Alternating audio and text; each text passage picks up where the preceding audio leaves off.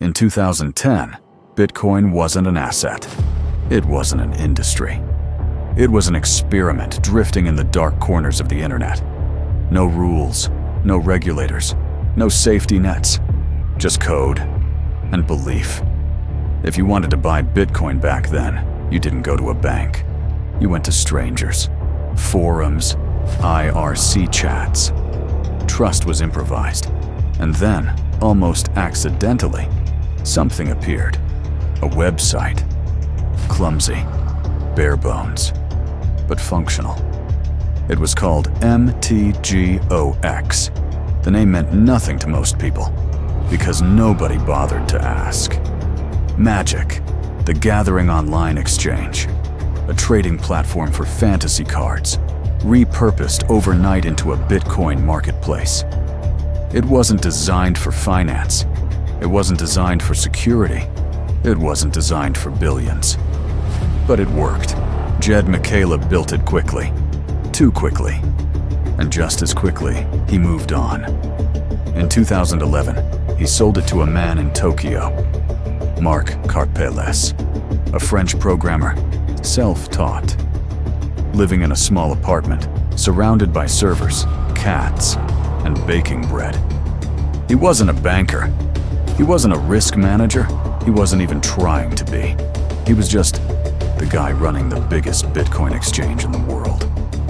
By 2013, MTGOX handled 70% of all Bitcoin transactions on Earth. 70%. One website. One operator. No oversight. Billions of dollars moving through a system held together by code and hope. And for a while, it looked like the future. Bitcoin surged from cents to dollars to hundreds. And MTGOX stood at the center of it all. The gatekeeper. The infrastructure of a new financial world. But underneath, something was already breaking. Quietly. Slowly. Irreversibly. The first crack came early, 2011. Hackers breached the system. 2,000 Bitcoin vanished. At the time, it didn't seem catastrophic. Carpeles patched the code, restarted operations. Business continued. But the problem wasn't the hack. The problem was that MTGOX never really knew what it owned. Its accounting system was flawed from the beginning. Balances didn't match reality. Transactions weren't properly tracked. Bitcoin flowed in. Bitcoin flowed out. And no one could say with certainty how much was left.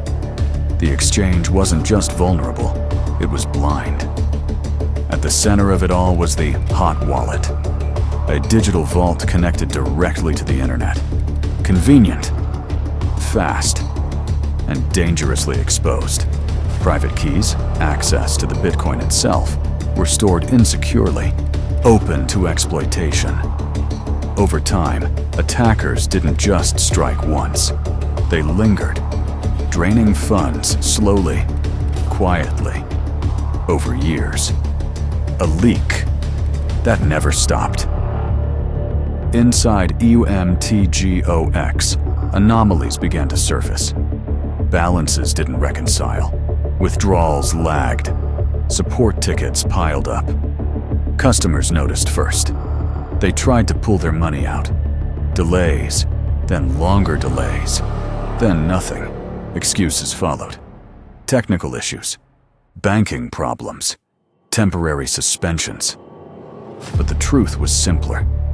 The Bitcoin wasn't there. And still, the system kept running. Trades continued. Prices climbed. Because behind the scenes, something else was at work. An algorithm, a ghost in the machine. It would later be called the Willy Bot. An automated trading program placing massive buy orders. Relentless, mechanical. It bought Bitcoin continuously, at any price. Not to profit, but to simulate demand, to push the market upward, to create the illusion of liquidity, and perhaps to hide the hole. Because as long as prices were rising, confidence remained intact. And as long as confidence held, nobody asked the fatal question: is the money actually there? Inside the company, some employees sensed the truth. Numbers that didn't add up. Systems that didn't make sense. But there was no structure, no governance, no escalation, just a founder-operator and a growing storm. And then, the storm arrived. February 2014. MT Gox went dark. The website disappeared. Trading halted. Withdrawals frozen. At first, it felt temporary. A glitch, another delay. But this time, there was no recovery. A document leaked. Crisis strategy draft. Buried inside it, a number.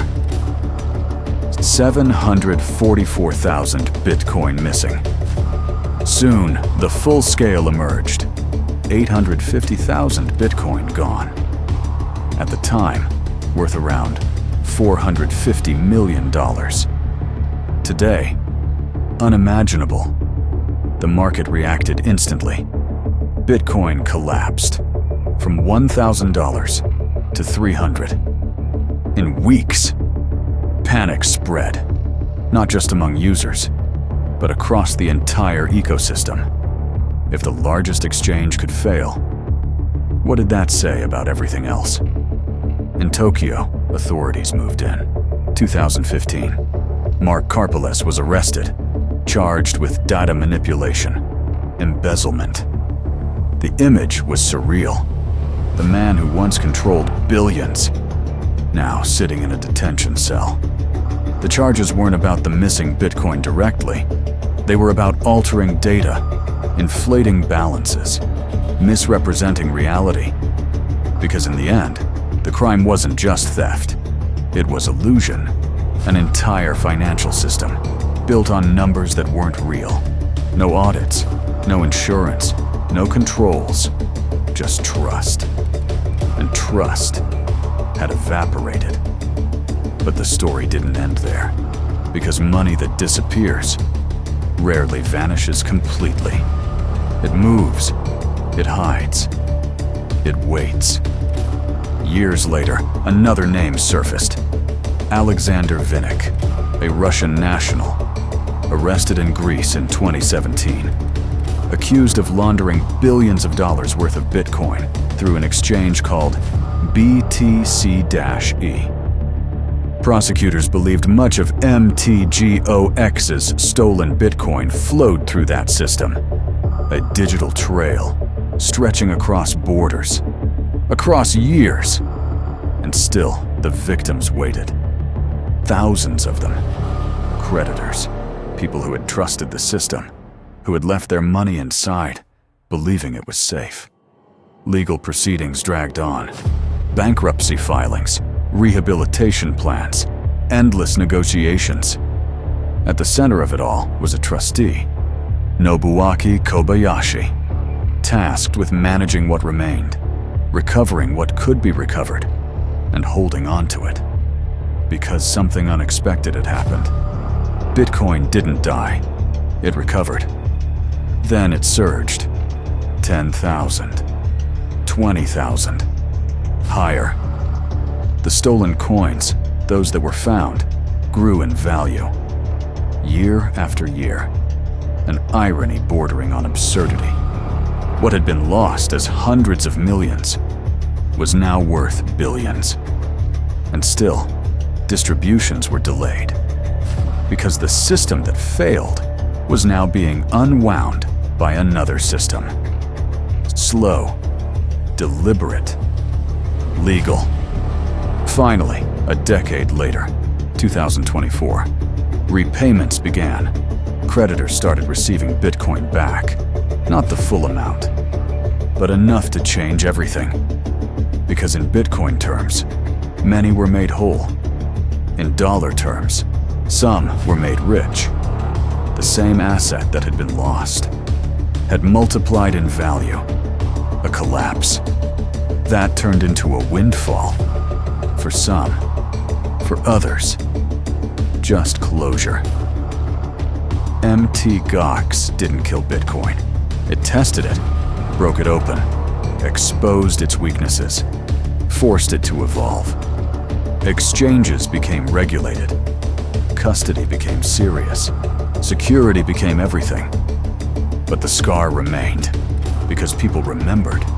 The delays, the silence, the moment the screen went blank and never came back. And from that point on, one word carried a different weight. Exchange. It no longer meant access, it meant risk.